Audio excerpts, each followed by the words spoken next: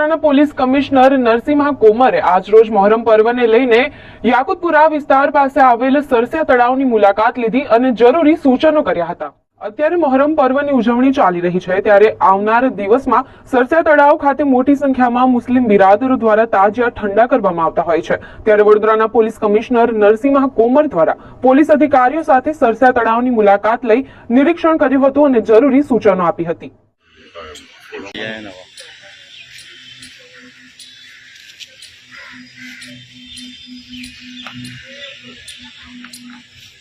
depression नहीं था, लेकिन वहाँ ज़्यादा रखोगे तो ये बिल्कुल पहले